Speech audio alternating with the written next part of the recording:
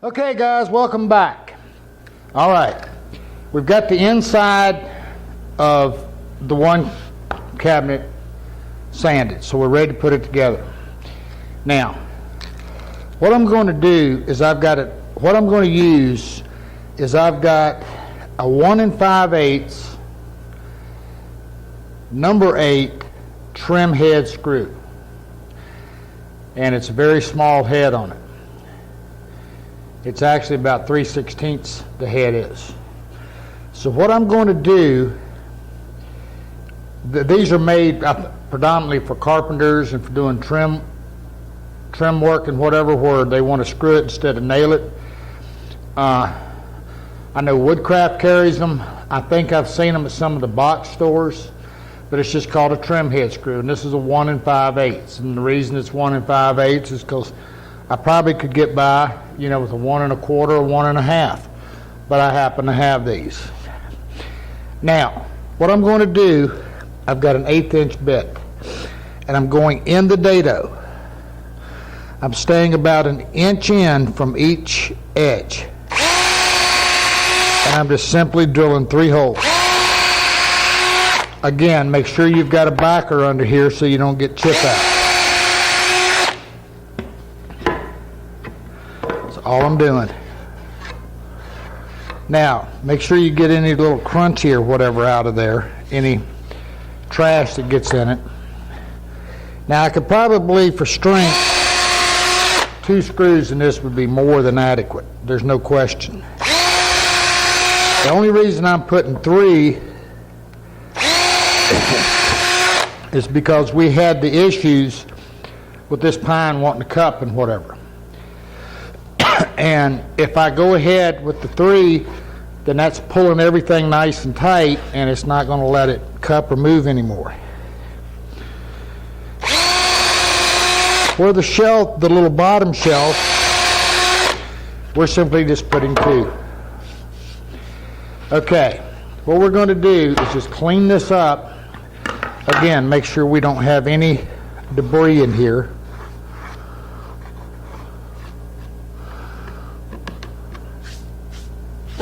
And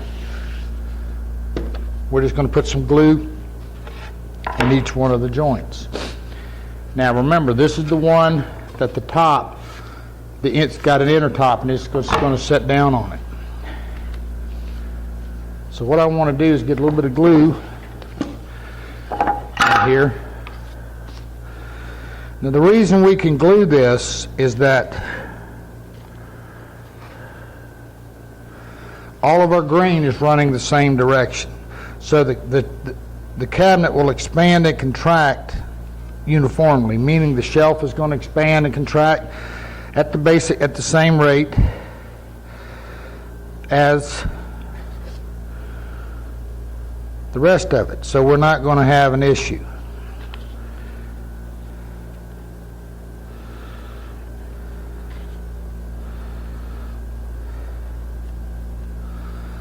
All right.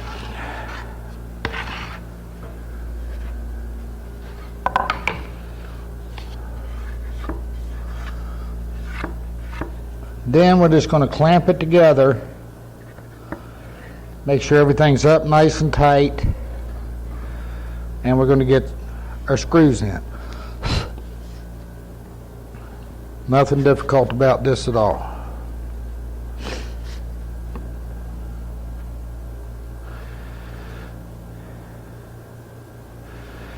Okay.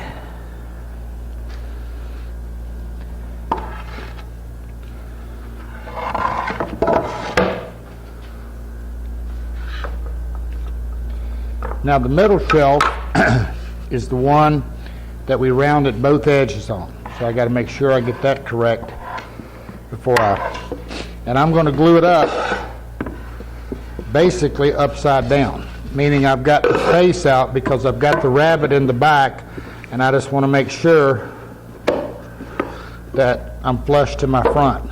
So this is going to be the easiest way. And I'm about to mess that up. No, I'm not. I got it right.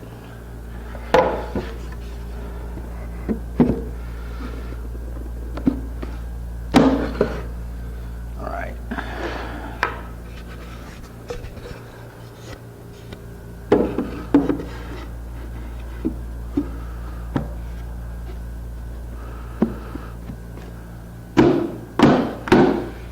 Okay.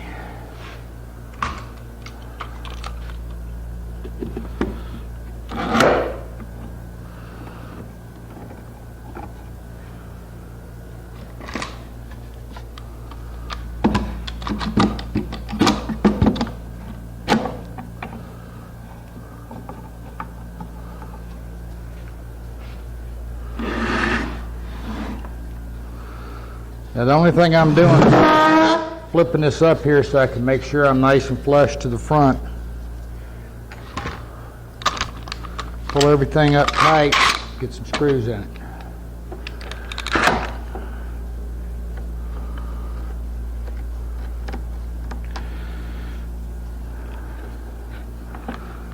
Now, because I've got a 1 1/8 screw and a number 8, and I've got pine, I'm actually going to take and go right back from the outside. The only reason I did it from the inside was to mark. I'm going to go from the outside, and I'm going to drill that just a little bit before I put the screw in, just to be sure I don't take a chance of splitting one of these shelves.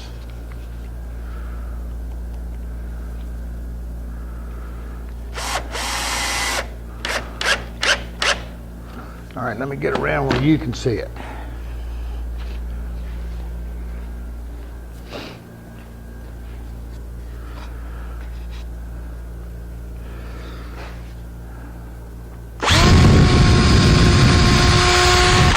I'm just going to drill it a little bit. Now, when we put the screw in, because this is pine, these screws will just go right on through. So just set your screw about a good 8, maybe 3/16 below the surface. Because then what we're going to do, we're going to come back and put a square peg in these holes, and it's going to look like it's square pegged together. I like doing that. That works really nice.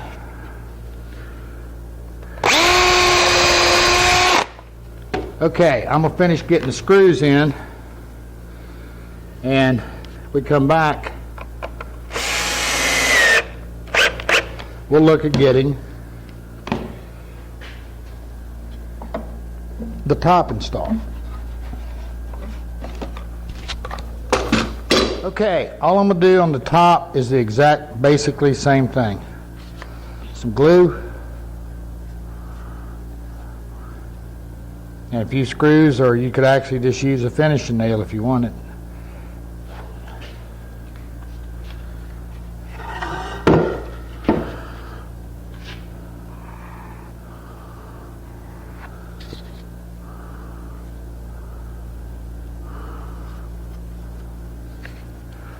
Now I'm going to hit this end grain just a little extra.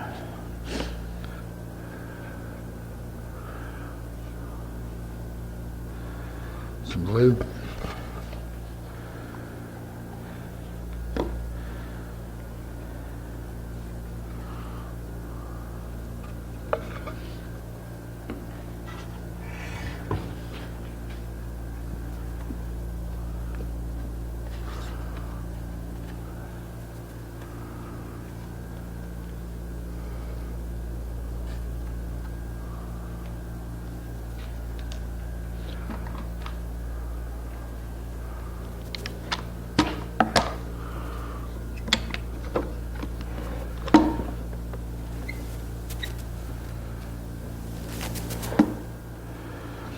All right, now take it, be careful.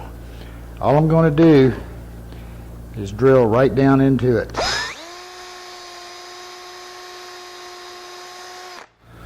Now that's why we wanted to keep a good bit of thickness in this area here, and why we wanted to get back onto the side a good bit so that we got room to put a screw or a nail. And of course, once all this dries, the glue, it just becomes one piece. Now this is going to give us a lot of strength, coupled with the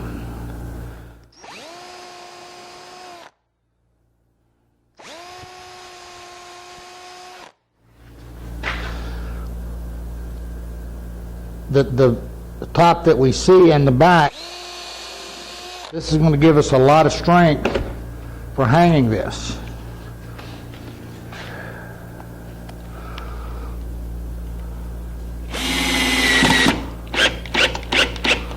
Now you notice what I'm doing is I'm going to walk this across this clamp just to make sure I got everything pulled up nice and tight.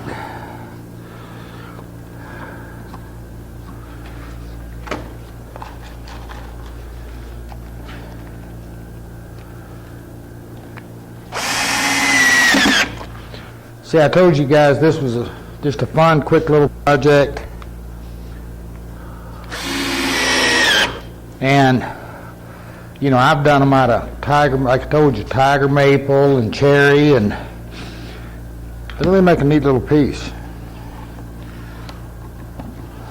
And they sell good.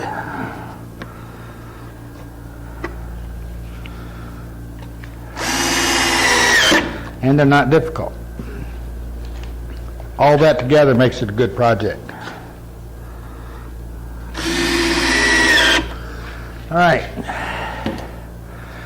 Let me get something to wipe the glue off. Clean up my glue brush a little bit, come back, double check, make sure everything's square, and we'll let it dry for a while. All right, it's together, it's square. Got some little square blocks in here just to hold it, let the glue dry, let it do its thing. Now I'm going to move on to the other one. And we're going to hand plane it, like I said, very lightly sand it, and I'm going to show you that, and put it together the exact same way.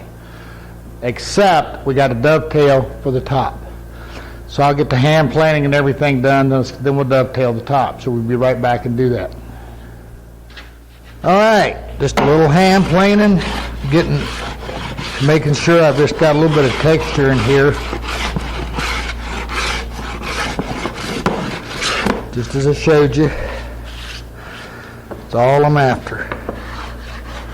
Then I'm just going to give it a quick hit with a random orbit with some 220, just enough to get into the little nasty spots off. And if I get some tear out in it, I don't care.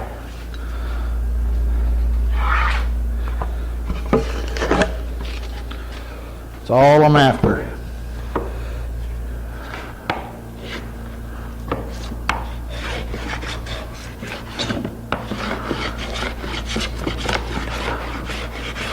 I've had to clean these planes twice now. Just a little bit of resin in here and it'll sure mess with them.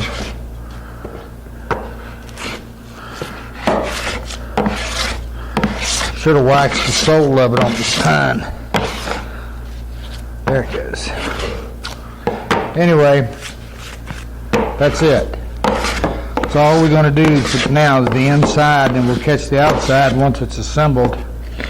And we blend everything together.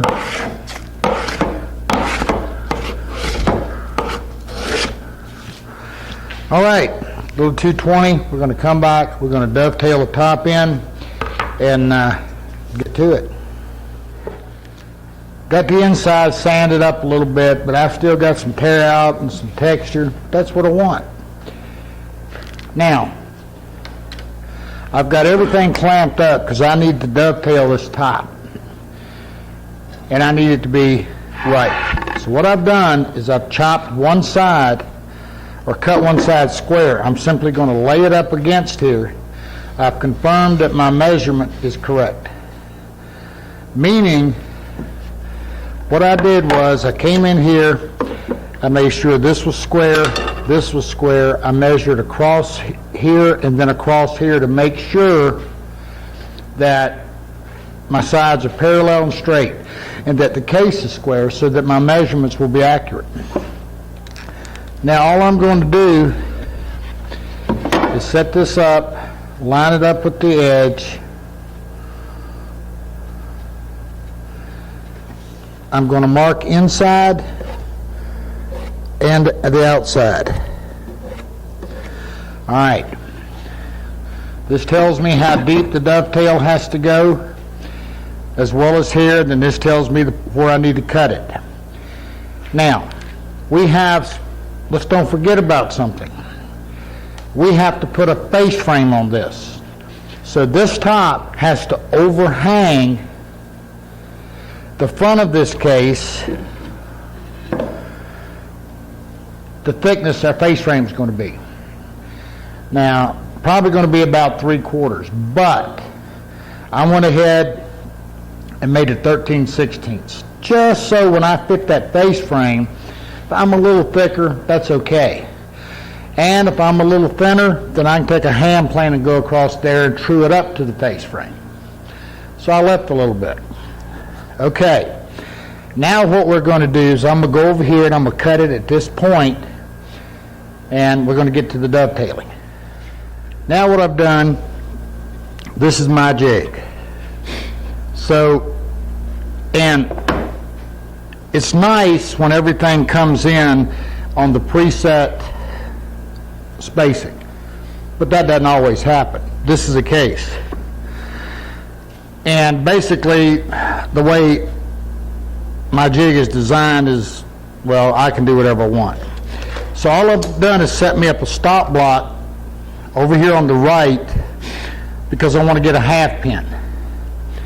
Now, because I want that look in the top, I want to have, just like a drawer, I want a half pin front, half pin in the back. Now, because of the face frame, I did additional width on this top. We're actually going to have a half pin out here that there's not going to be a side going up through. So we're going to cheat a little bit, and we're going to make one, glue it in, so when we put the face frame on, it looks like it's there. Don't tell nobody, and they'll wonder how you did it. Okay. So here's what I'm going to do. I'm going to cut my half pins first.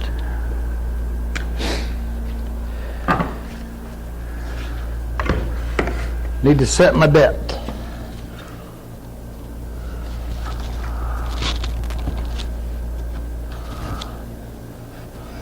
Now normally I go a little past, but I want a dead fit, so I'm going right at the edge of the line. No issue. Now I'm going to cut a half pin.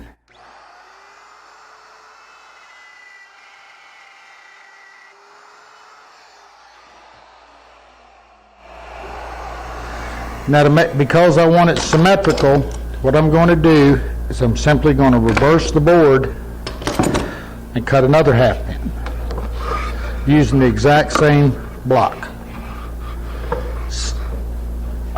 See, what I like is I like being able to treat it exactly like I'm doing a hand cut, so I have full control and I can do whatever I want.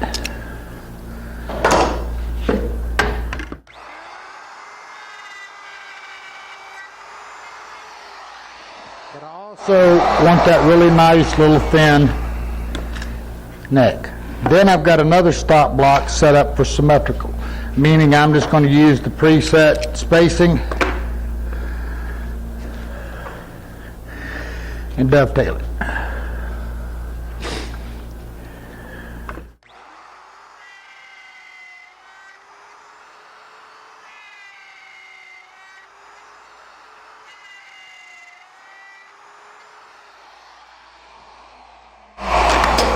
All right, I'm going to do the same exact thing to the other side and come back and go to it. I've got a little space in there, but I like that. Okay, here we go. I'm going to do the other side, come back, draw the pins, cut it, and we'll put it together. Now is come in, make sure I'm set flush.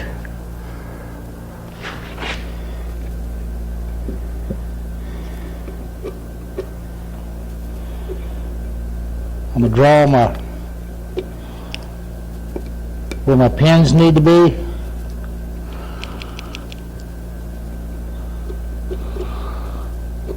See, just like I was doing a hand cut.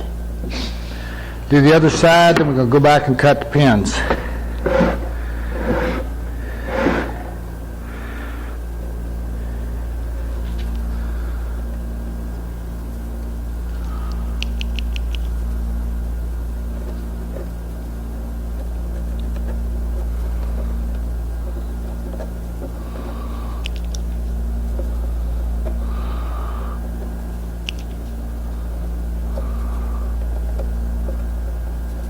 Okay, all I've done is marked where I need my pins to be. And we're going back.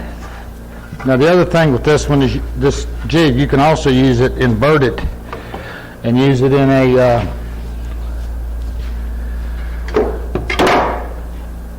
use it in a router table. What did I do with my other jig? There. All right, this is the pin jig. Now I could complicate this, but I'm not. I just don't like complicated. So what I've done, because it's got the fingers and I've drawn them out, all I got to do is just go through and line the pins up, cut them. Get my depth set here.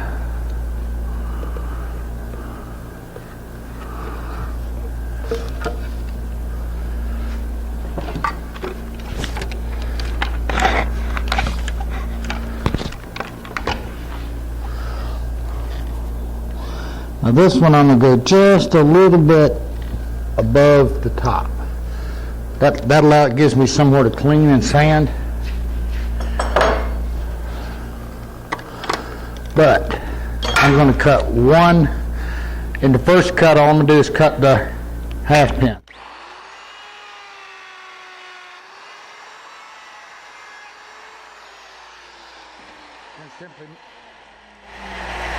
And simply move the jig and line it up, cut the balance.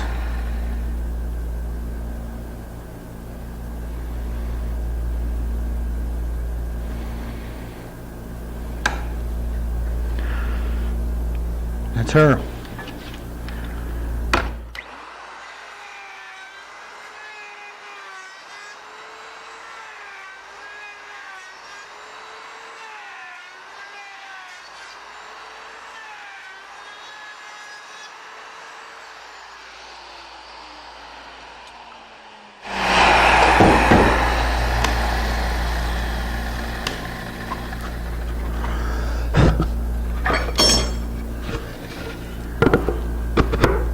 What you think? That'll do. All right, I'm gonna go back now, cut the other. Okay. I've got this set just a little thin. Okay means I didn't show it to you.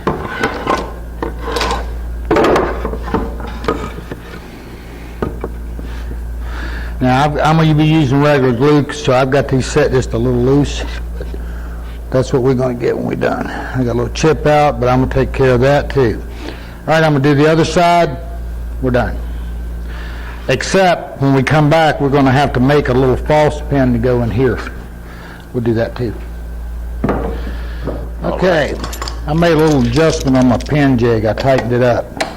And that's a simple matter on these of moving the fingers forward or backward. Just tighten up the dovetail a little bit. So I did that. The other thing I did is I left my top a little thick, went back and scooted it through the planer real quick, and because I know this pine is so soft and it likes to chip out like crazy. So got rid of the chip out. All right, half pin coming up.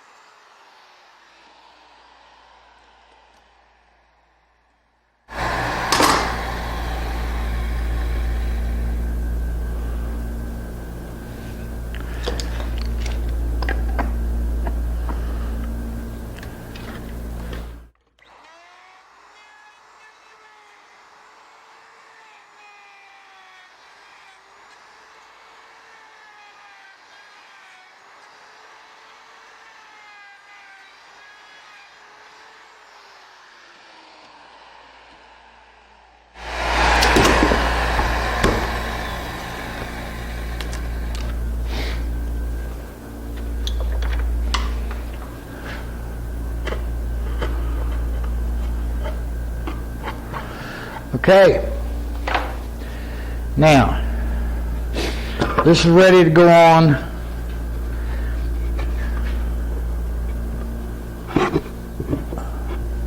Yeah, that's what I want. I don't want to hammer it down on there fully until I'm ready to put it together. So what I want to do now is I need to come up with a couple of extra pins here for my half pin, which I did. When I was doing my setup, I just cut me a couple little pieces. All I'm going to do is set them in here, glue them in when I put it together, after we put it together, and we got it. So I'm going to get this one put together like the last one. Then we're going to come back and put the top on. All right, little hide glue. I was going to use that regular glue. That's why I let that pin loose. But now that I've tightened them up, I'm going to go back to my hide glue. I just like it so much better on dovetails. And I got a little tape in here to keep me from getting glue all over the place, because I can sure do it well.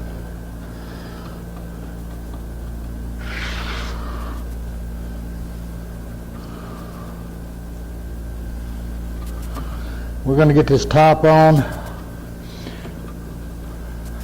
let it dry.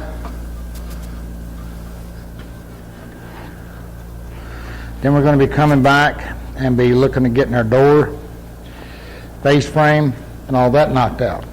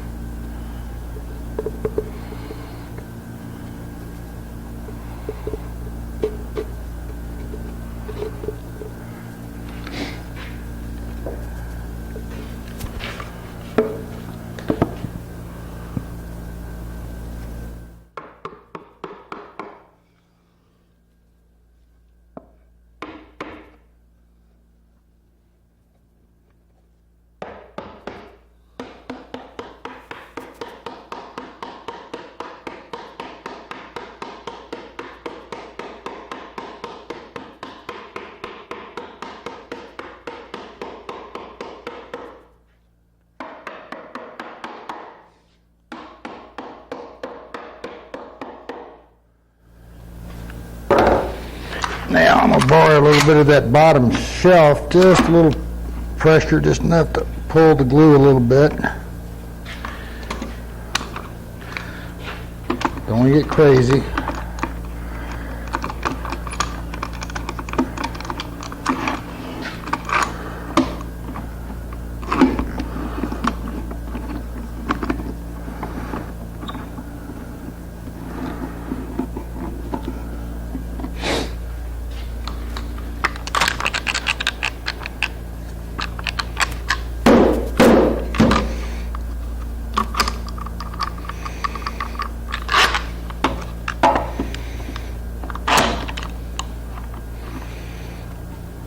Oh yeah.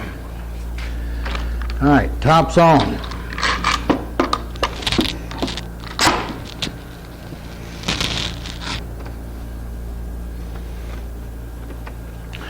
All right. Let me double check this thing for square.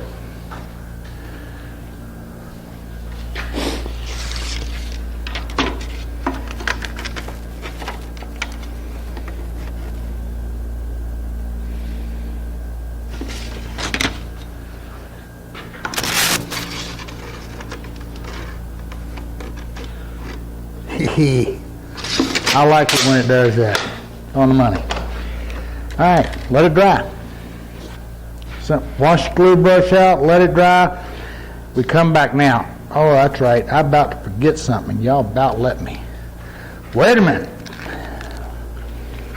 See what I did? I just nipped out 2 corners. Let me bandsaw these and get them gluing while we let the glue dry. Glue that right in there. And like I said, if y'all don't tell, I won't. Looks good. All right, let's let it dry. Okay, guys, I got the cases out of clamps, and now I want to get a face frame made. And then I want to get a door made. Okay, where I'm at right now, I've got my stock pulled and milled to make the face frame. I came in right at just a little bit under 7/8, but again, 3/4 would be just fine, no issue. Now, here's what I did. The top, I've got 2 1/4 will be the sides of the face frame. On the bottom, I'm going to need a 3-inch piece. I think that's correct. Let me double check that. Because I want to go from the point right here to the middle of this. Remember, we dadoed that in so that we would have a door stop. Yep, 3 looks pretty good. And I want to get this done. Then we're going to go to get them cut to length. Then I'm going to go to the mortiser and mortise everything. Then we got to cut that arch that goes in the bottom of it. The top across here, I'm going to put a 1 1/8 inch piece. Now, that's going to give me a little bit more underneath the one that we're putting the top on, which is this one, but only 1/8 of an inch. And the reason for the 1 1/8 is that my top here is 3/4. So by the time I put this right under it and I put our molding on, which is going to be 7/8, that's going to give me a nice closure. And I'll hide this seam right here. And that's kind of the object of the game. So that's what I'm going to do. So all I'm going to do is cut to length. Now, in my case,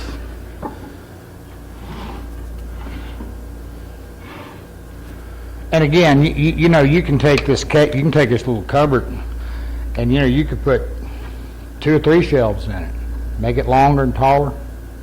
Does just great. Okay, in this case, I need to be about 23 1/8. The end of my tape measure's bent, so we'll check that. And over here, I'm going to be 22, looks like about 5/16. And that's simply the difference in the measurements is because, again, this one we've got to deduct for the thickness of the top, because we just dovetailed the top right into it. Where this one, we don't. So that's the reason for the difference. I said we don't, I meant we didn't. Anyway, okay, so all I'm going to do right now is I'm going to cut to length my side pieces. Then I'm going to set them in place, make sure I'm right, get my measurement, and then I'm going to cut my cross pieces. Now, somebody's going to, you know, a little simple cupboard like this, I'm going to mortise them. But I'm going to tell you what, if you went in here, because this thing is all glued to this face frame, if you went in here and went on the back side and threw a couple pocket screws in it, you wouldn't get no argument out of me. They hold good. It's going to be reinforced all the way around. It's quick, fast, easy, no issue. And that's kind of what one of the things we wanted with this is just we want a project that was quick and easy, and you get your stuff, you know, you can do it in a weekend or two and just enjoy the build. Okay, so what I'm going to do is, because I'm going to be putting a tenon on it, I'm going to put a 1-inch tenon. So I'm just going to have to add that 1 inch to my width, cut everything, then when we come back we'll set up mortise it. Okay? All right, I'm going to get everything cut to length, and I'm just simply going to use the miter slide on the table saw to cut everything to length, and we're going to roll. Be right back. Okay, I got my pieces cut to length. Now, the only thing I'm doing is I'm just using the actual pieces to lay out my mortises. Now, what I want to do, I'm going to actually back up from here 1/4 of an inch as well as the bottom. And then we're going to go to the center and mortise use the mortiser and chisel out our mortise. No more difficult than that. So let me get these laid out and we'll come back and do some mortising. All I've done is laid out my mortises. Now this top one's not going to be real big, but it's big enough. Again, I'm holding back about a quarter, top and bottom, and mortise them in. Now one of the things we're going to do is I'll run it one way. I'm set as close as I can to center, just kind of eyeballing it.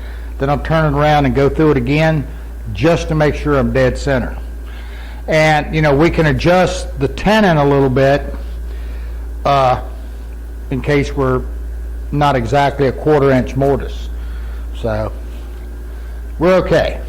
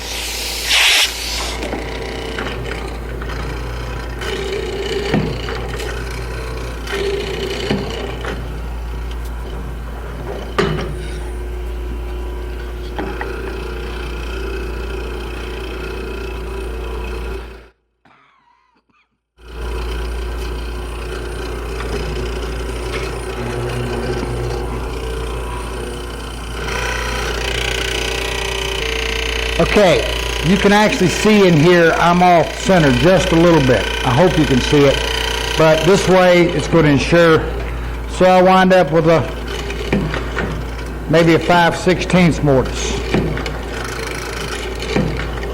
As long as it's in the center, that's the most important thing.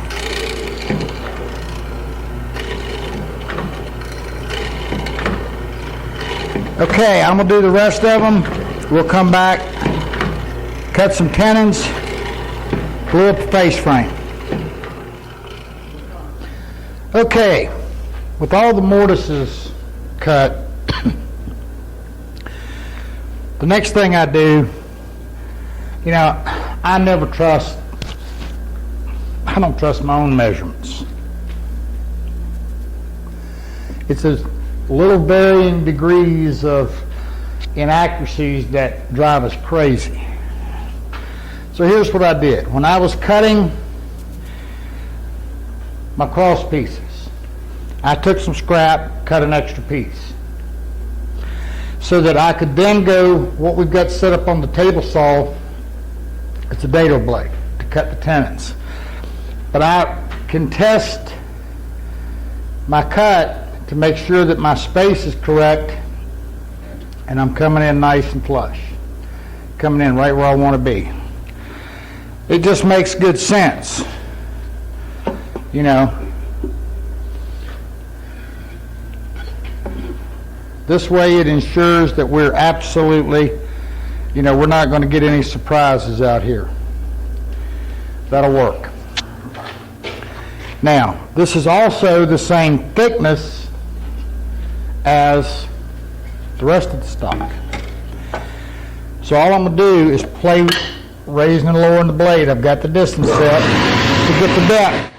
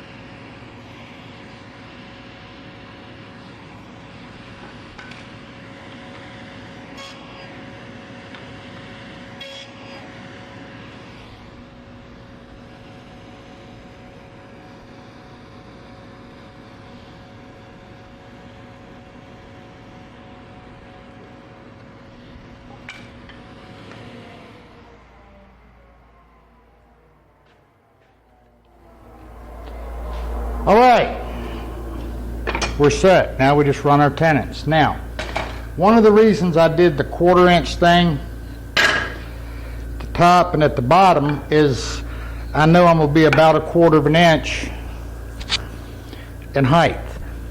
So all I got to do is roll it. Watch what I'm talking about.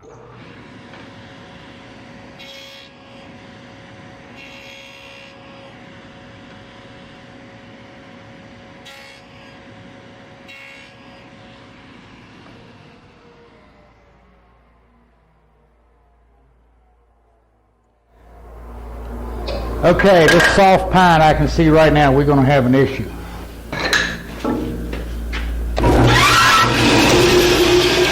It's going to start chipping out around this tenon. So I'm going to put a backer in here. Keep it from chipping on me.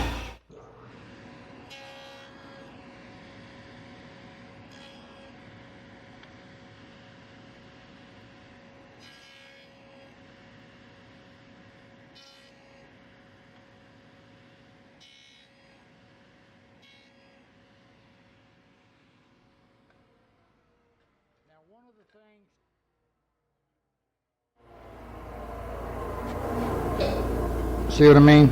It's going to roll right in. Quick, fast, does great. Now one of the things with the pine is, again, it can just, you know, it chips, it's just soft. You know, and the backer is just a really good idea.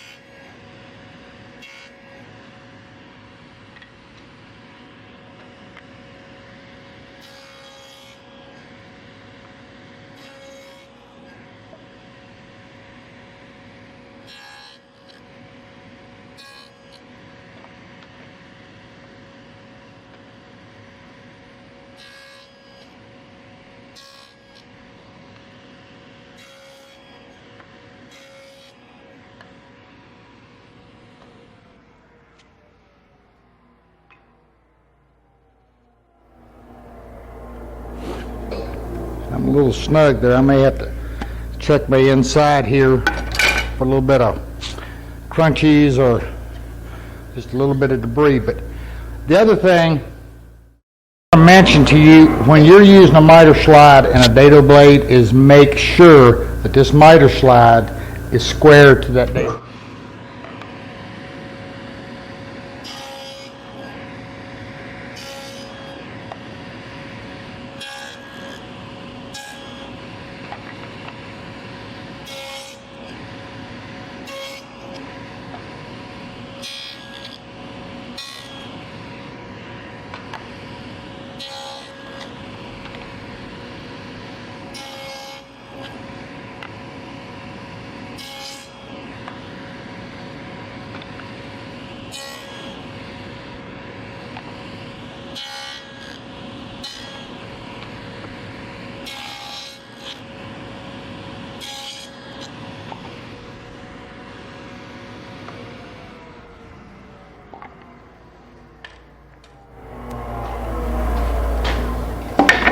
Okay, make sure, do a dry fit. Make sure everything's fitting.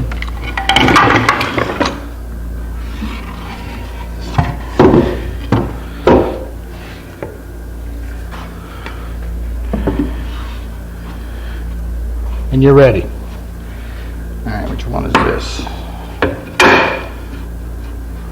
Scared myself.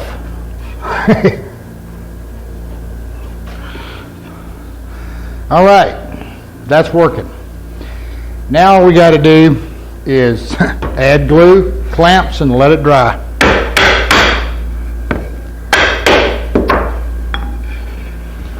Make sure when you glue this thing that you got it down.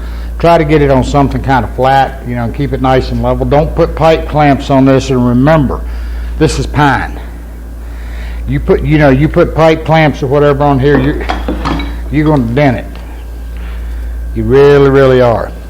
Okay, I'm going to glue it up, let it dry, come back, and we're going to glue it onto the cases. Then we're ready to make our doors. Now, the face frame is glued up, and for all intent and purposes, pretty much ready to install. Except, and you don't have to do this, but I think it really looks nice.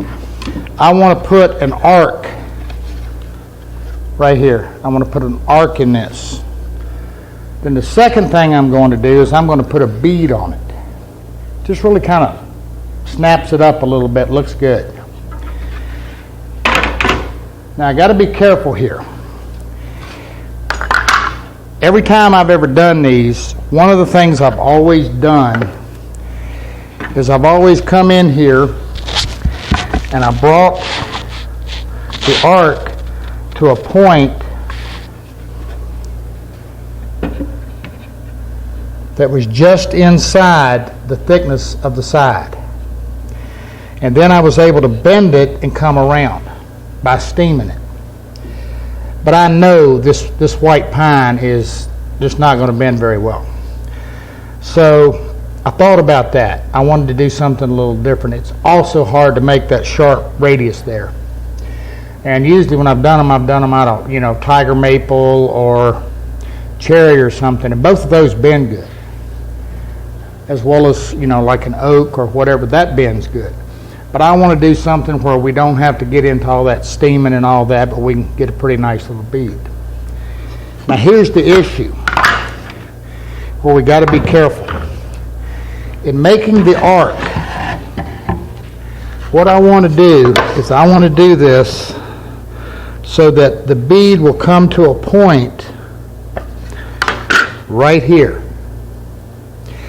But if I make this arc too high, then what's going to happen is I'm going to be coming up through here, and you're going to see this point behind the bead.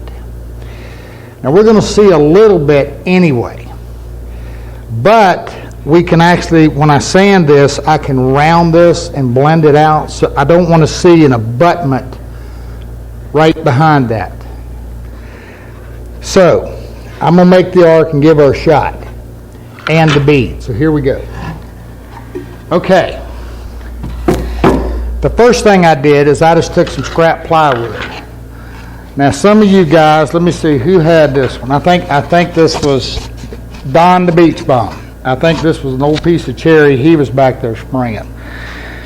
We did the finishing class, and all those guys are going to know we had all those props set up for them to spray on. Well, those become pattern material. Anyway, so what I did was I cut a piece. I don't know how wide it is. I don't know, 5 inches. I just cut a piece the length that my face frame is wide. Simple as that. Then I got a straight edge. I arced it where it looked good, making sure I had a low point right there. Drew it, cut it out. Now you notice I have 2. This little technique of bending it, it works good, but it didn't always, 100%. So what I do is I'll bandsaw out. I bandsawed the one, now I'm going to bandsaw the other, draw it this way, flip it over, draw it the other way, and that'll give me a perfect arc. So now this is my pattern. So what I'm going to do is I'm going to bandsaw this, sand it to the line, then we're going to transfer it to the front, bandsaw it. Then we're going to make the bead. Now I've already made one. Now I'm going to tell you what we're going to be doing. You have to look real close. Now this, I'm not even a 16th. I could have probably gone a little bit more than what I did. I've got my bead that I made with the router bit. Then I've got a little shelf right here. Little teeny one right there. And the reason I do that is so that when we cut this out, if we don't get a perfect cutout, what this is going to do is it's going to sit up over top of that and kind of hide our seam a little bit so that we get a nice flow around there. It looks like we just fitted that thing just perfect. Another one of them little cheat things. Not that I cheat a lot, but something like that, I've cut enough of those to know that getting that arc and that bead on there perfect can be a little challenging. So this helps. Okay, I'm going to go cut the arc, get it ready. I'm going to come back and we're going to transfer it to the face frame. Then we're going to go make the bead.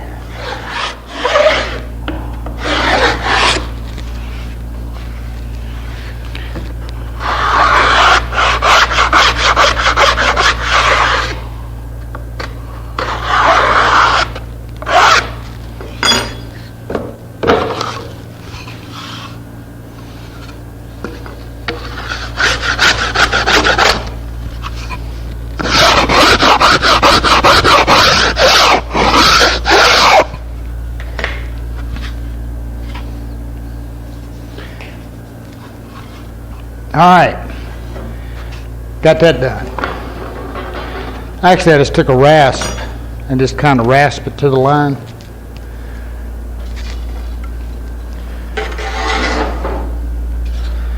Now, I'm going to set this up here, line it up, and I'm going to trace this.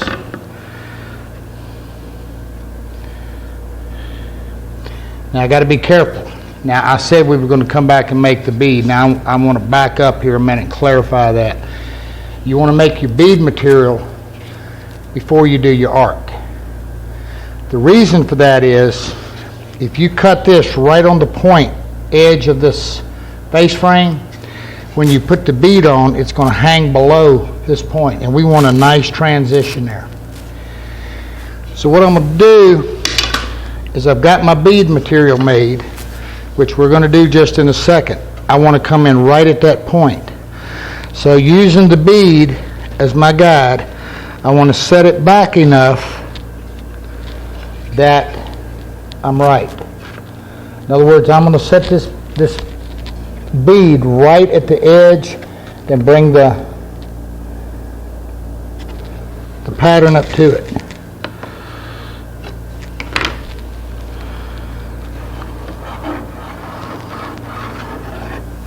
And I'm going to do the exact same thing. I'm going to reverse it just to make sure that I've got the best arc I can get. Okay.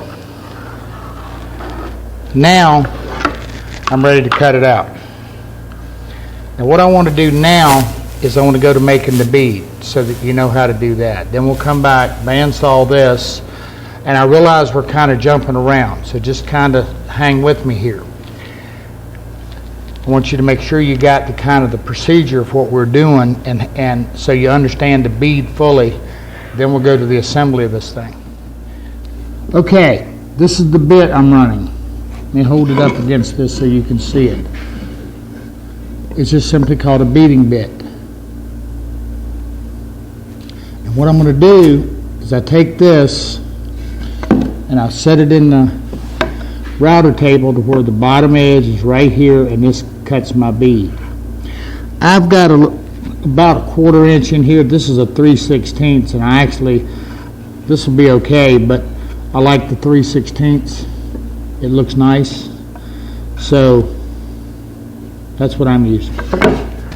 Okay, all I've got is a scrap piece of pine, and we got to remember something. Excuse me, let me get the face frame. we can't use the same thickness material because the bead is going to be setting proud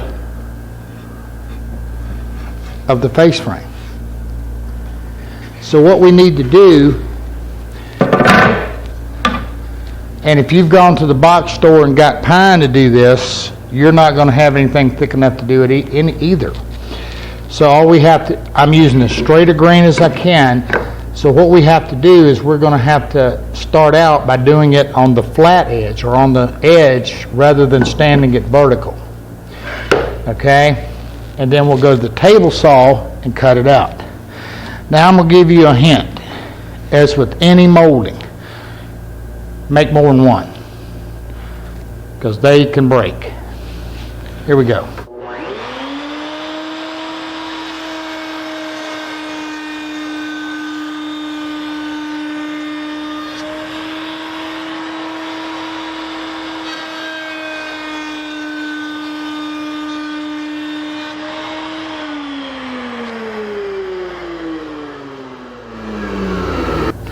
All right, now, to get the width that you need, what you want to do is just simply compare, take your face frame, ever how thick it is, and set it up to where you're at the edge of the bead,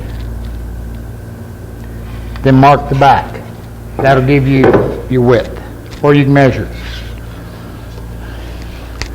Just make sure you measure it 2 or 3 times. Never mind. All right, let's cut it to the width. In this case, I'm right at 1 inch.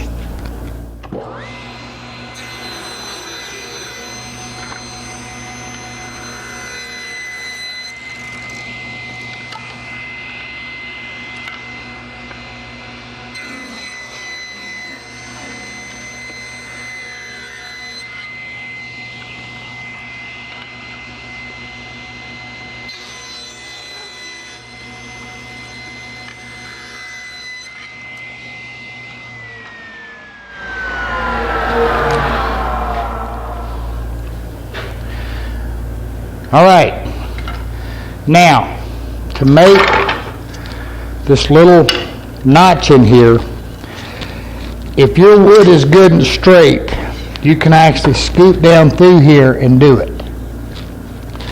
But I'm going to show you a better, safer way. I'm just using a saw blade. The only thing I'm going to do is set the top of this tooth.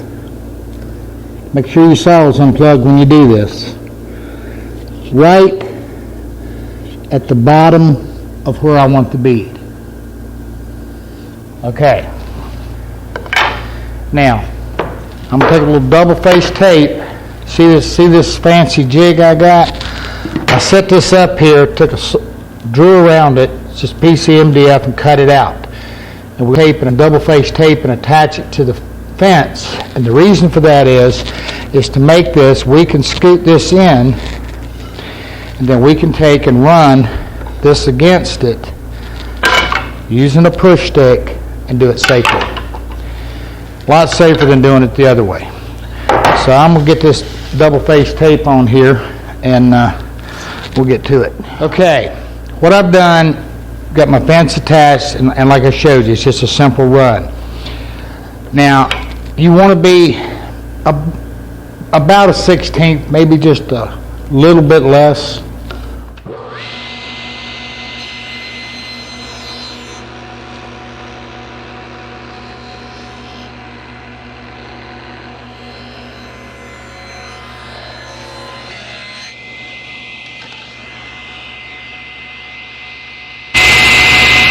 All right, with that done, now, because we've got this notch in here, trying to run this against the fence, we could walk. Don't do that. All you want to do is get your blade slightly above,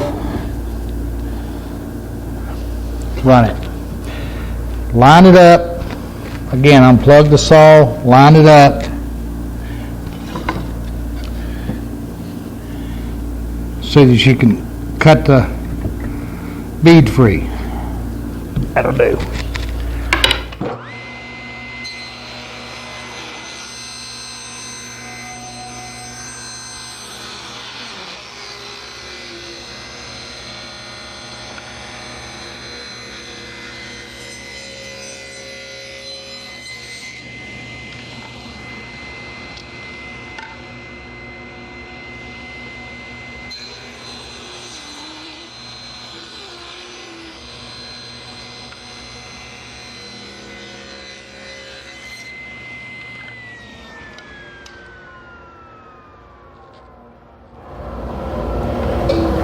Now, just so you know, if you were doing a set of cabinets and you want to put a bead around the face of the door, the door, or whatever you want to do, make the beads the exact same way. Works great. If you paid attention to that big Bombay we've got, exactly how we make the beads. Works pretty slick. Okay, we're going to go back,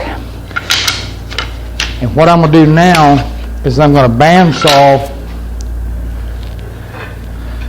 this out and get it cleaned up.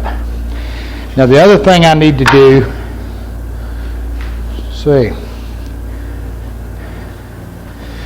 this is the sanded one. So what I'm going to do is I'm going to bandsaw this, and I want to get it, you can still see I got a little bit of glue squeeze out, and I'm going to get this cleaned up. We'll come back, and we're going to be ready to look at attaching the bead and get it ready to go. I can do it later.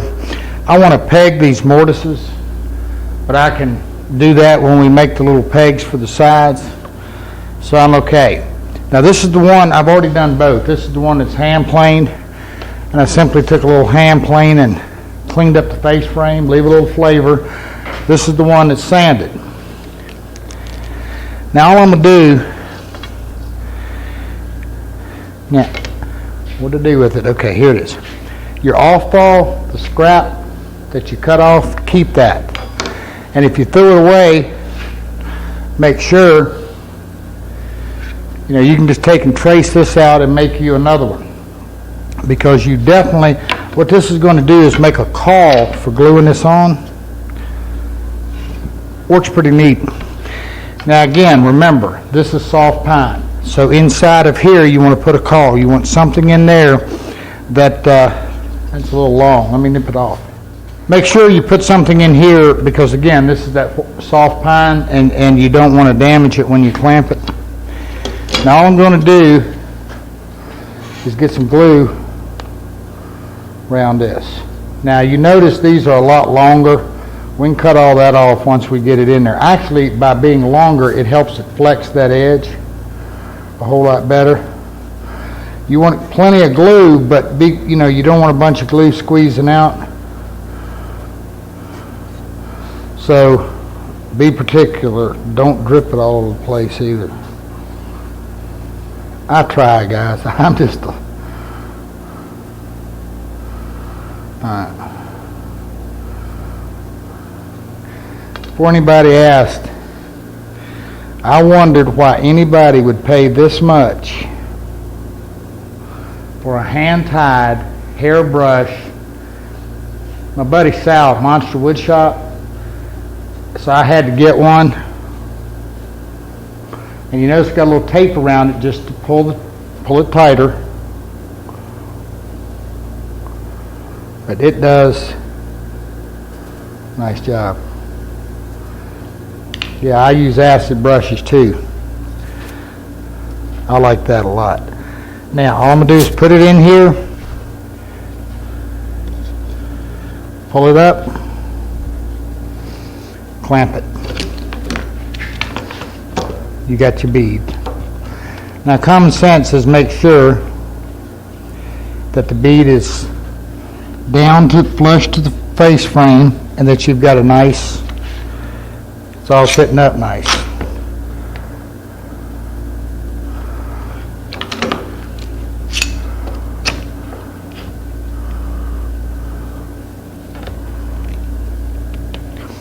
Now I'm actually going to take a longer clamp and put in here just to make sure my ends are secure.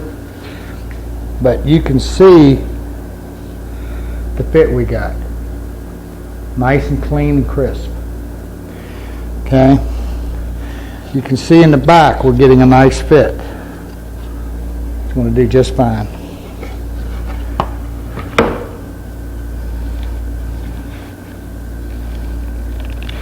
Okay, then I'm just going to stick one over the end here. Probably really don't need it, but I'd rather put it in here and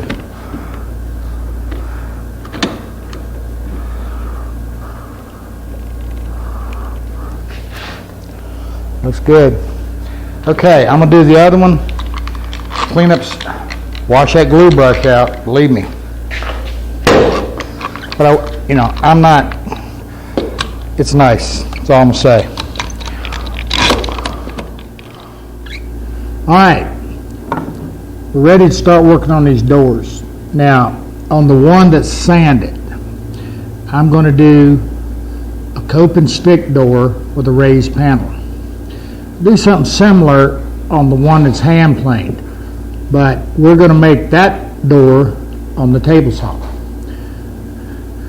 Now, what I've got, for those who don't know, is a cope and stick bit. One cuts one profile, and then the other cuts the tenon and a coped in order to be able for one to fit into the other. And we're running is a cope and stick. And in the bead profile, in other words, you'll see that just in a minute. It's just going to have a small bead on it. Now, for those who don't know, you have to set your cope and stick up to fit. Now, Eagle America sells these, and these are called cool blocks, and they're pretty cool. And what they are is they're made to use to set your pattern up, or set your bit up rather, to get everything fitting right. Whichever way I was supposed to have it, I got it, because it fits. There we go. All right, I'm good there. And I use it to set the other one up. But once we run them, you'll get the point. Now, I don't have dust collection on this. I should, but I don't, so you can see it. But we'll be okay. Now, each one of our doors, hold on, I'm going to get this right. The stiles go up and down. The rails run. Yeah, so the up and down is the stiles. The cross parts are the rails. Now, mine are a little long, and my rails are wider than what I'm going to need. The way this is going to be, and again, you're going to see it, I want the sides or the stiles to be 2 1/4. They're right now sewn at 2 3/8. The reason for that is that if you get a little bit of chip out, because you're taking a lot of material out of here, we can go back to the table saw, skim it, make another pass, and come out nice. The same thing. Now, what I'm going to do first when I cut my rails is I'm going to cut the tenon part first. Now, you can do all kind of backers, and we've done that. But by leaving it wider, this allows us, if we get any tear out in the back, and we are, again, to come back and trim it back, make a little final pass on this bit, and we're nice and clean and crisp. Won't have any issues. Okay, let's do it, and we'll watch it happen. First thing I'm going to do is I'm going to go ahead and cut on the stiles. I'm going to run the profile. Now, I want to say something about this. When you're making a door, you want to try to find quarter sawn material. Well, that's hard to do. And quarter sawn, you're going to recognize it because the grain in it's going to be running vertical. You don't want it running in a cup shape or a cathedral grain. The reason for it is when the grain is running vertical in it, that's where you find that's the most stable. Expands and contracts the least, twists and warps the least. Again, that's hard to find. If you go to a box store and you're buying pine or almost any wide board, now this is where somebody's going to squeal a little bit and say, well, I don't want to buy that wide wood and cut it up. Well, don't. But I'm just going to tell you, this makes the best door unless you can find quarter sawn. And if you look at a wide board, just like this piece of pine that came from a box store, you're going to notice on each end of it, now even though the grain in this is not running perfectly straight up and down, it's still a fine grain, and even though this is running on an angle this way, that's far better for the door than what I'm showing you in here in the middle where you've got the cup looking grain. So if for me making a door, I'm going to take this outside edge and this outside edge and avoid this as much as possible. If you can't do that, then make sure you do your stiles, the sides, out of the quartered part, and if you're going to use the cathedral grain part, use it for the shorter rails. Makes a big difference in the stability of your door. Okay, so we're going to run this. Let me get my push stick. Whatever, here it is. All right, this is my little push stick I rigged up to do this, and you can see how it works. This allows me to push in. All it is some MDF. This allows me to push in, push down, and stay away from that cutter. Okay? All right, here we go.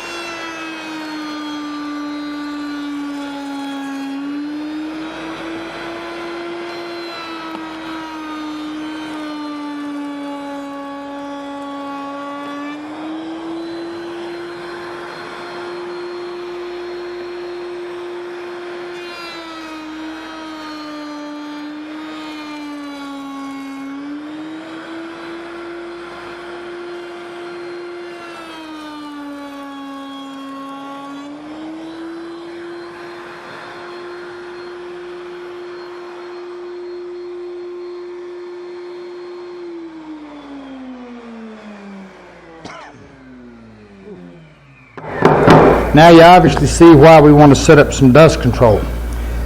Now, if you notice in here, I've got a little bit of chip out.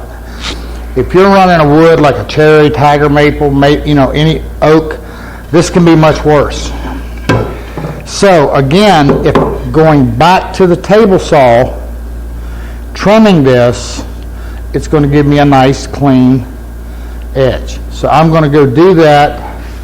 Then we're going to come back and look at making our rails. Now, again, now I'm going to 2 1/4. So I'm going to be trimming an 1/8 inch off of this, and when I come back to the table, we'll just simply rerun it. I've done what I said. Plus, just for you guys, I went out and spent a whole bunch of money, and I got dust collection on this. Not counting the clamps and the shop back, we got, including the fence, I don't know, what do you think, guys? $1.39. Now I'm going to show you about setting these bits up. Take you a straight edge. Now, seriously, I've got this one on the fence. This one's just screwed down.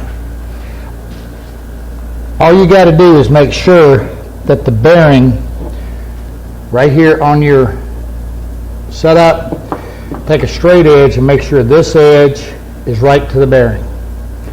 And you've got a fence. End of the story. Now this one's a little different. We need this one square. Now when I say square, I don't mean that this has to be perfectly square. As long as this miter slide is square to this fence, doesn't matter, because the router's going to be cutting on one point. Now, you see the profile that we have here and what we've got. When we put our raised panel in it, it's going to give us a pretty little bead in here. Then this is what we're going to be cutting next. And this is our coat. Now, again, notice something. I hope you've paid attention. Everything is working upside down, meaning whatever's going to be the face of your door, you want down. On your rails, whatever you want to be the face, you want down.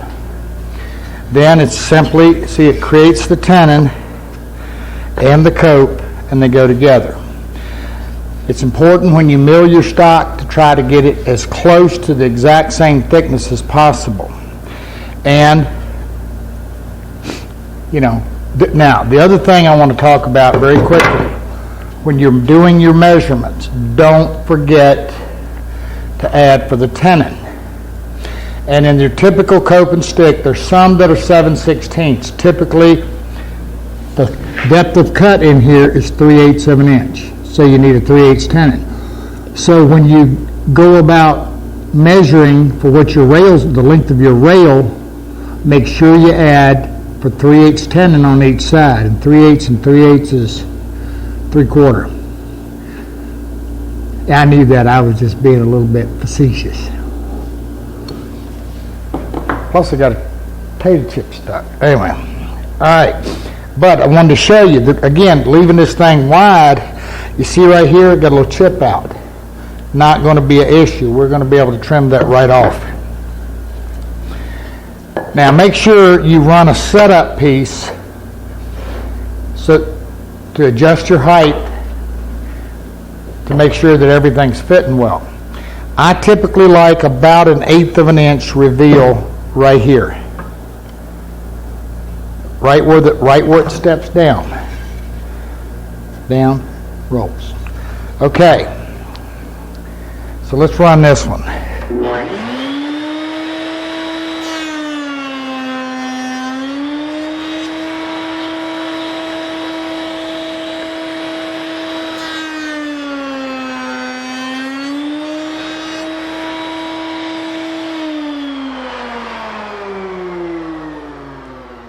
Now, I'm fortunate in the fact that I've got this big router table and the fact that I've got 2 routers. A lot of you guys don't. Here's a hint. Run those tenons first. Run this cut first. Then when you change bits over, you adjust your height in here to fit. In that case, make sure you've got about 1/8 of an inch right here on this part, which is going to then be your reveal on your stiles. Got that? Okay, now these are run. Now we have to do the stick part. That's the coat part. This is the stick part.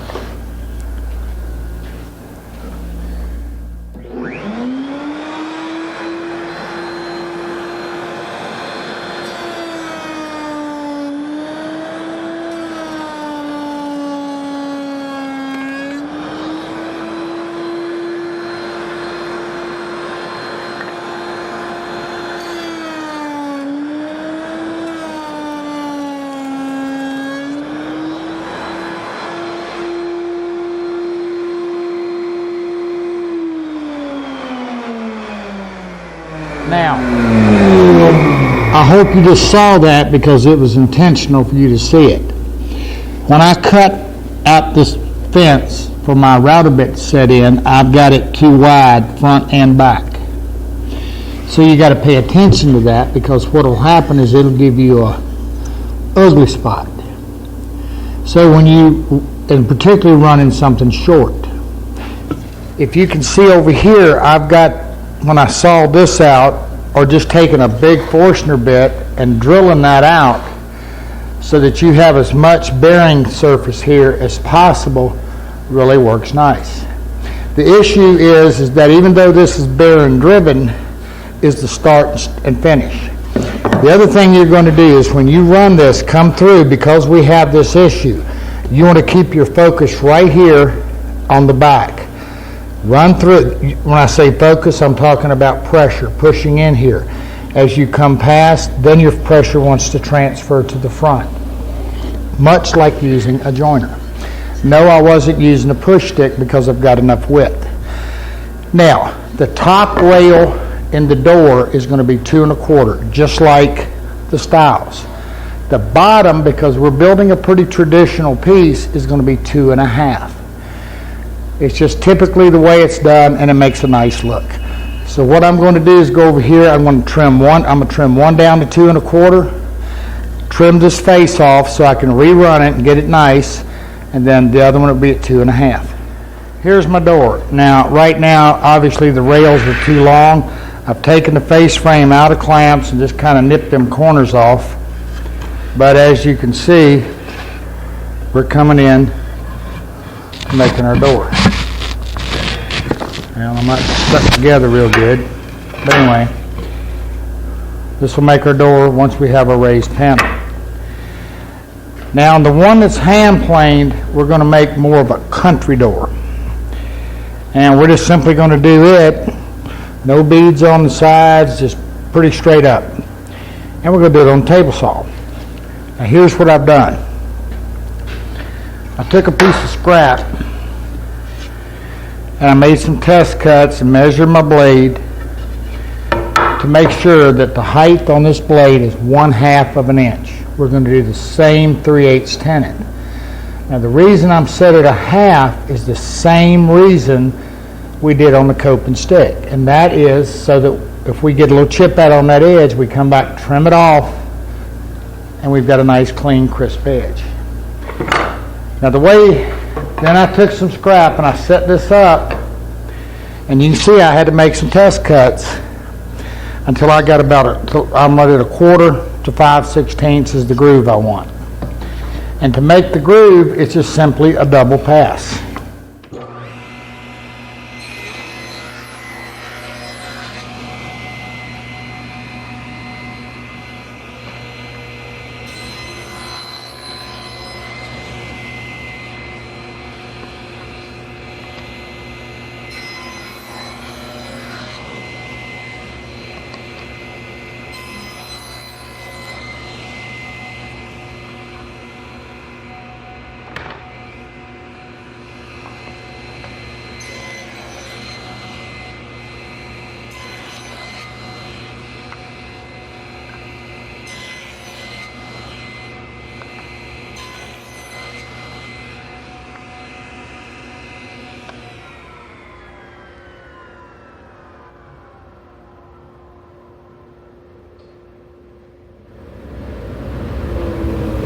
Now, I could get real fancy here and do a haunch tenon, and I could go over here and I could cut a deeper. A haunch tenon means I'd have a tenon coming down this far, and then I would chisel it and go down even further.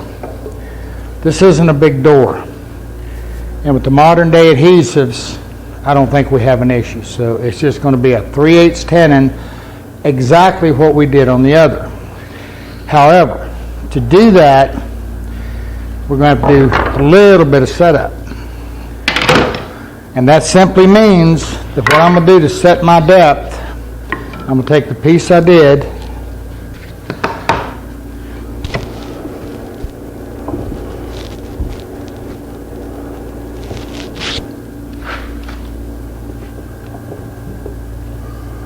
and I'm going to lower my blade down where my tallest tooth is right at the bottom of this piece of wood right here. All right. Then make sure you compensate for your blade, for the kerf. I want to be 3/8 of an inch from the fence to the outside of this blade.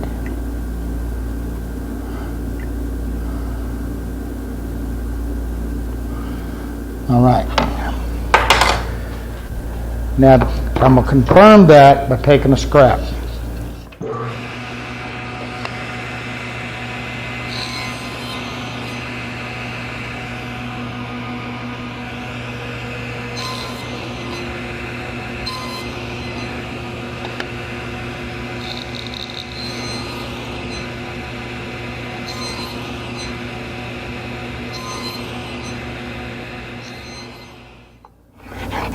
Now I purposely left this just a little fat because I know I'm going to get these lines in that tenon just from using a single blade. Now all I'm doing is taking a little shoulder plane and clean it up. You could take a chisel, turn it backwards, pull it like a scraper, also clean it up, little block with a piece of sandpaper. If you use a block with a piece of sandpaper on it, Make sure you only have the sandpaper on the bottom side, because if not, you'll sand this line, and you don't want to do that. You want to keep a nice, tight, square fit. All right. That's fitting good. Snug, nice, tight. Now I got to trim it to fit. Now I've got to trim my grooves back. Be careful again. Sneak up on it, ease in on it so that your tenon is seating nice and you've got a good joint. Okay? All right, I'm going to trim these real quick, and then and at the same token, I'm going to come back and cut them to the same exact width. In other words, the bottom's going to be 2.5, the top 2 1/4, as well as our sides.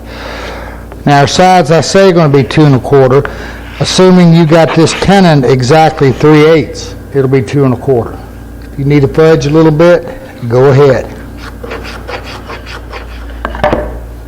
All I've done is I trimmed my stiles to length on both. Make sure everything was fitted up.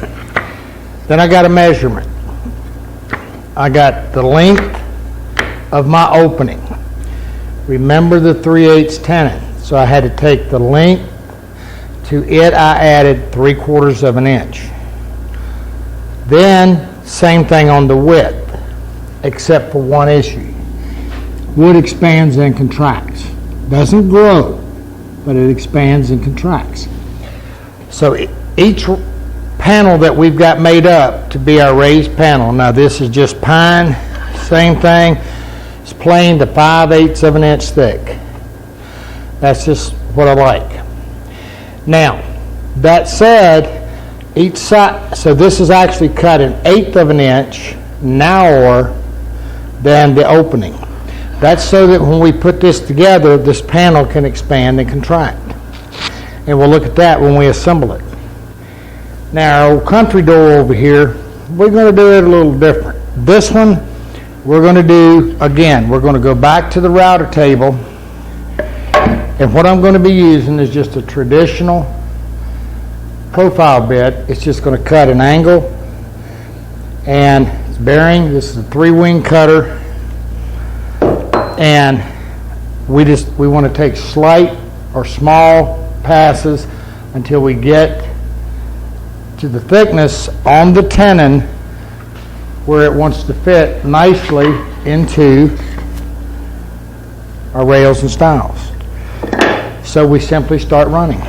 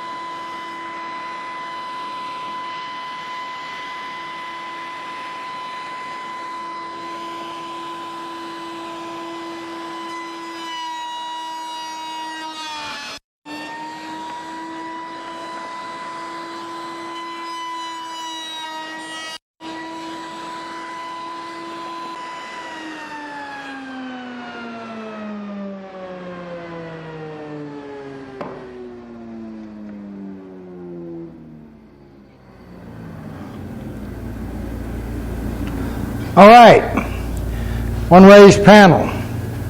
Now, I've got about 1/8 of an inch elevation here on the actual raised portion. And one of the things I like is I like to be able to get my panel to where it actually sits above the rails and stiles some. If you want a little bit more than that 1/8 of an inch, like I said, I did this at 5/8. You know, you could go another 1/16 or so. 3/4 is that's a little much elevation by the time you get down to the thickness. Now there is an alternative out there, and the alternative is a cutter, and it has what's called a back cutter on it. Now these are pretty serious because they're designed to do it basically to where they take off. If you're using a 3/4 of an inch thick material or something heavier, what they'll do is they're actually going to come through here and they're going to take material off the back as well as the face.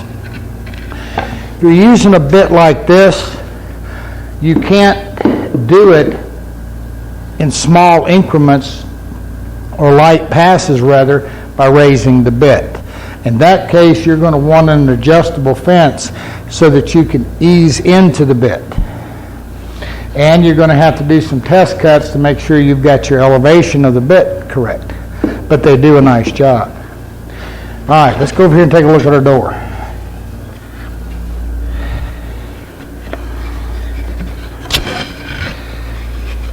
Now the first thing you're going to notice, I'm going to show you again, is that this panel is about 1/8 of an inch narrower than the rails, and that's what we want.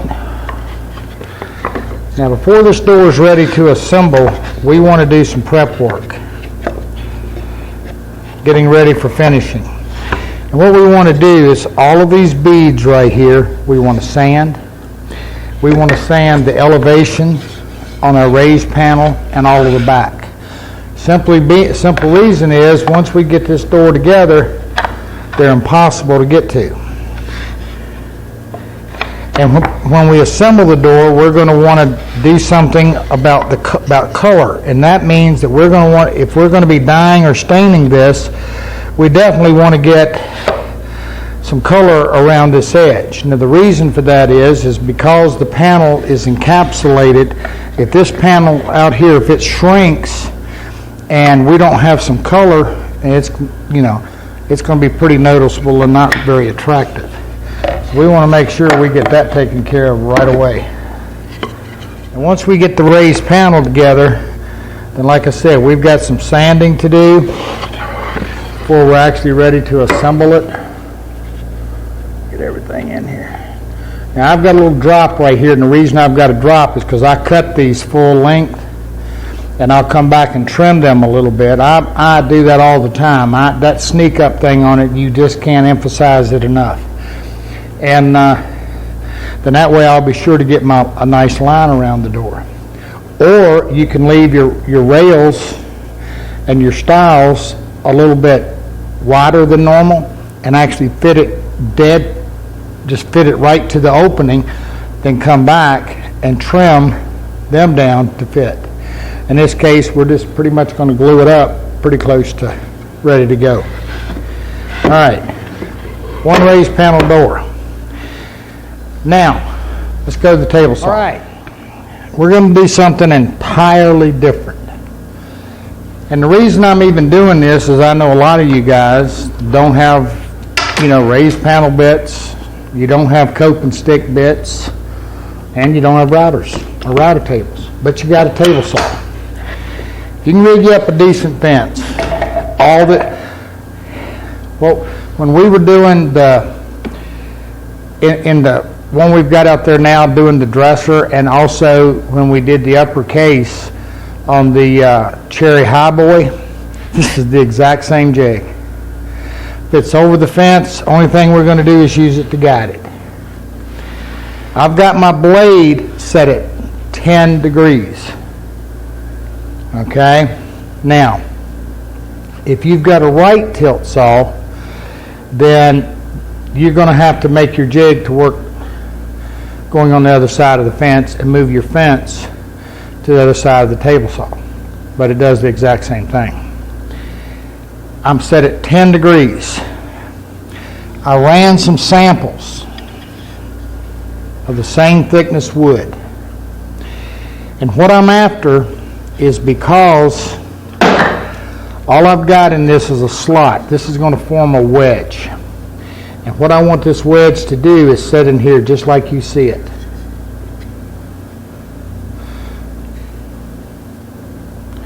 Now, this one's a little strong because I know I'm going to be sanding it.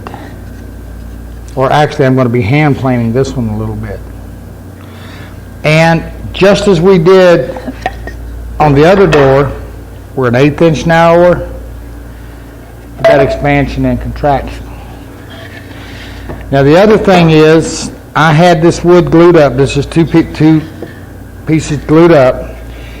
And you'll notice that I keep this is actually 2 book match pieces, and I've got my glue line right in the center. Just, again, that symmetry thing. And I went back here and planed it to 5/8, came out here, cross-cut it, and I'm now working it right now. And the reason for that is, at the point I plane it is and surfaces, that's the point that it's absolutely going to be the flattest. I don't want to leave it lay around. I never mill raised panels or anything like that until the very last minute to keep it from cupping or whatever. And if I do have to leave them set for a while, I'm going to put them in a plastic bag. Can't emphasize that enough. So here's what we're going to do. We're going to set this up. Now, the reason I can't give you specific measurements on this is, simply put, I don't know how you're going to make your jig. I don't know width of your fence, saw blade, all of those things. But it's not difficult at all. It just takes a little messing with it until you can get it.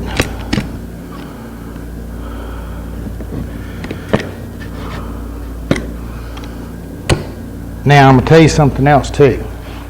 You can do them a little bigger, and all them passes we were making on that, you just got to make sure you got your blade height right.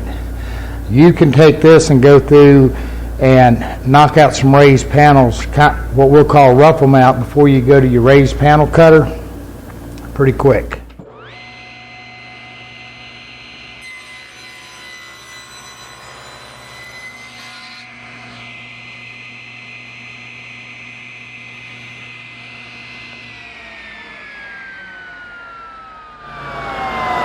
Now I'm going to give you a hint. Your first inclination is going to be back across that blade. Don't do that.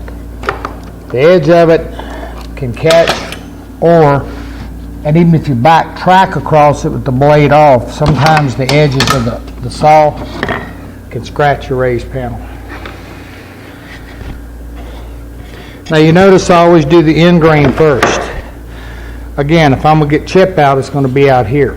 From the cross cut, as soon as I go through it the other direction, I don't have an issue. I've taken it out.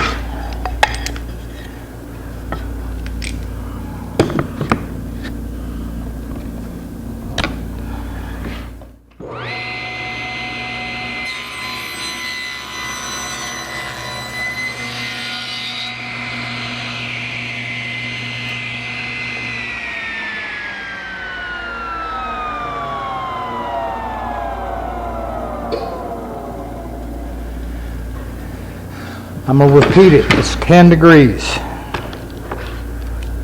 That's what I like. But now I'm doing a reveal on it, meaning I'm actually setting this up to where I get a reveal here. Now, I don't really have to use the clamps here unless I want to, because I'm not going to have the issue here of it trying to cup on me, but I think I will. Now these have got the big face on it, but I'm still not getting enough grip. So I'll just do it up here just enough to make sure I'm good and stable. Let me do something different. That'll work. Okay, we're in there.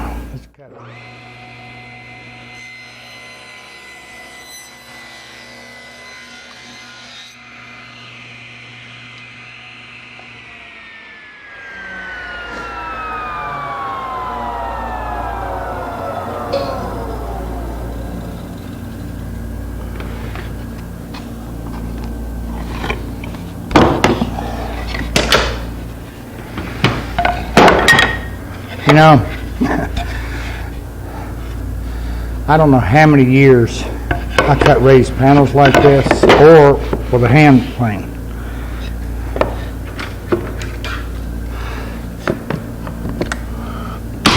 And when I discovered routers, I knew I was going to like that a lot.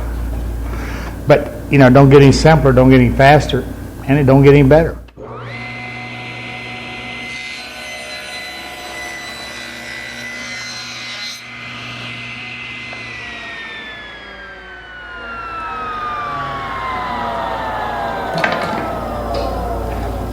Well, there's a couple things other things you can do to expand on this a little bit.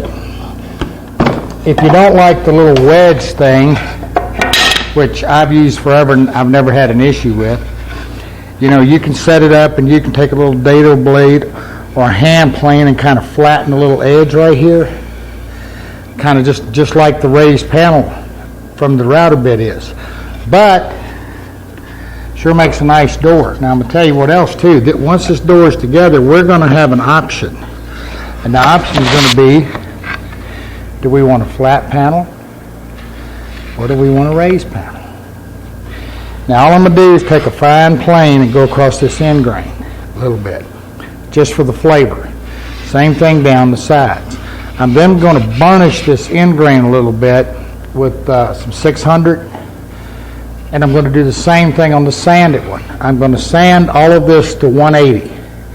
Then I'm going to sand this end grain in here with some 320. Then I'm going to hit it again with a little bit of 600. And I'm doing that just so that I don't have any issues with my end grain going super dark on me. Okay, now we're also going to be using our blotch control on this because it's pine and we want a nice even stain and dye on it, even on the old one.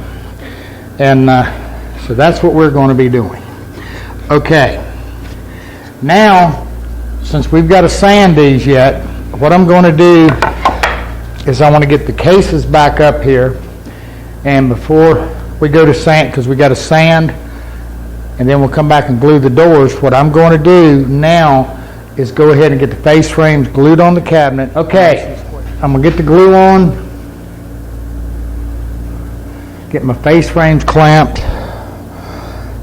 We'll get the doors and all sanded. I got to be careful in here. I don't want to get too much glue along this edge. I want enough, but not too much, because I don't want to. I've got it sticking up to make that door stop, but I'll take a little scraper and scrape it after I glue it. Now, common sense says when you glue this up, make sure it's square. Okay, we're good.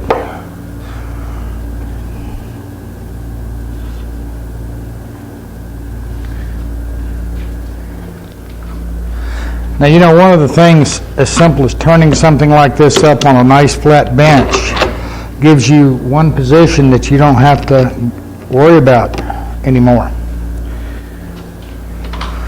We know we're true to the top.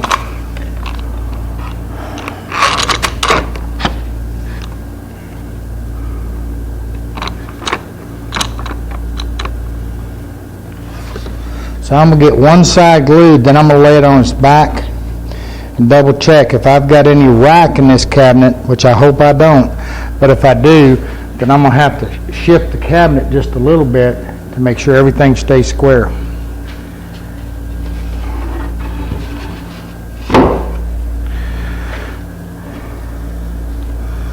Actually, we're looking pretty good here. Let me get a square and check this. Now I'm going to tell you something. Those little square and calls and things we use when we're gluing up, oh yeah, we're good. All right. Okay. I'm going to get some clamps. Next time we come back, we're going to be finishing up the doors and get to the finish.